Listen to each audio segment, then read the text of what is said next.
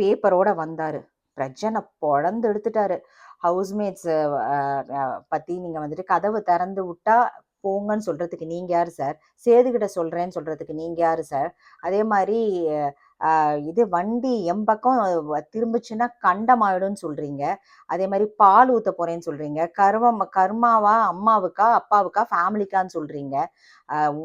வியன்னாவை காலி பண்ணிடுவேன்னு சொல்றீங்க. சுபிக்ஷா ஒரு பக்கம் காலி பண்ணிடுவேன்னு சொல்றீங்க அப்படின்னதும் நான் இப்படித்தான் சார். பிரஜ்யன் சொல்றாரு, நான் இப்படித்தான் சார். நான் தான் சொன்னேன். நான் வந்து அந்த ஹீட் ஆஃப் த மொமெண்ட்ல சொன்னேன் அப்படின்னு சொல்லிட்டு பயங்கரமா எகிர்றாருங்க விஜய் சேதுபதி அவர்கள்ட்ட. கொஞ்சம் கூட ஒரு மதிப்போ மரியாதையோ எதுவுமே இருக்கிற மாதிரி தெரியல. ஃப்ரெண்டு ஓகே தான், அவரோட க்ளோஸ் ஃப்ரெண்டா இருக்கலாம். ஆனா அவர் இங்க ஹோஸ்ட். அதை நீங்க புரிஞ்சுக்கணும் பிரஜ்யன். அவர் ஹோஸ்ட். அவர் வந்துட்டு உங்களுக்கு மட்டும் பார்ஷியாலிட்டி பார்க்க முடியாது. அவரை வந்து பயங்கரமா எகிறாரு. நமக்கே கோபமா வந்தது. எனக்கு வந்து என்ன மட்டும் நீங்க சொல்றீங்க, மிச்சம் யாரையுமே கேள்வி கேட்க மாட்டேங்கிறீங்க அப்படிங்கிறார். எதிர்த்து எதிர்த்து எதிர்த்து எதிர்த்து பேசிட்டே இருக்காரு. நான் லிஸ்ட் எடுக்கணும்னு அவசியம் இல்லை சார் அப்படின்னு சொல்லிட்டு இவர் சொல்ல, அங்க வந்துட்டு விஜய் சேதுபதியை வந்து நீங்க யாரையுமே கேட்க மாட்டேங்கிறீங்க, சண்டை போடலான்னு சொல்றீங்க, அதுக்கப்புறம் அமைதியா போன்னு சொல்றீங்களே, இதெல்லாம் என்னால பண்ண முடியாது அப்படின்னு சொல்லிட்டு அது வேற. அதுல எஃப்ஜே வேற நடுவில் எப்படி இப்படின்னு அவர் ஏதோ சொல்ல வர பார்வதி உடனே அவங்க பொங்கி எழறாங்க எஃப்ஜேவை சொல்ல வேணான்னு. அங்க ஒரு பெரிய ரகலை. யாருமே டிசிப்ளின்டா இல்லை.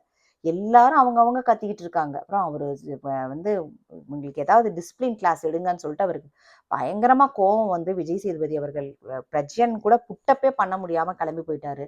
அதுக்கப்புறம் எஃப்ஜே வந்து பார்வதி கிட்ட நீங்க கோல் மூட்டி உன்னை பத்தி தான் அவர் நல்லா கணிச்சு வச்சிருக்காருலன்னு சொல்லிட்டு அவங்க 2 பேர்த்துக்குள்ள ஒரு தகராறு. அப்புறமும் பிரஜ்யன் உள்ளுக்குள்ள போய் ஏதோ ட்ரெஸ் அயன் பண்றாரு. அப்பயும் அவர் புரிஞ்சுக்கவே இல்லை.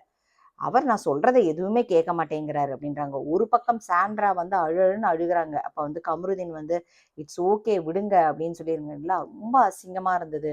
நான் இப்போ இந்த ஷோக்கு வர்றதுக்கு முன்னாடியே சொன்னேன், கொஞ்சம் அமைதியா இருங்கன்னு.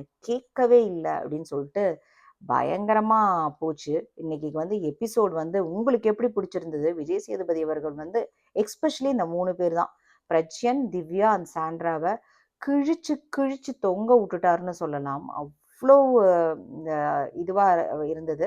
ஆக்சுவலா அவங்களுக்கு இந்த ட்ரீட்மெண்ட் தேவைதான். அவங்களுக்கு வந்து ரொம்ப ஓவரா பண்ணினாங்க. எந்த டாஸ்க் எந்த இது பண்ணினாலும் பிக் பாஸோட கண்ணை மூடணும்னு சொல்றது, அதே மாதிரி இவர் வந்து பிக் பாஸ் சொன்னா கதவை திறந்து விடணும்னு சொல்றது, இதெல்லாம் எடுப்படாது. நாளைக்கு கிமி எவிக்ட் ஆயிட்டாங்க போல இருக்கு.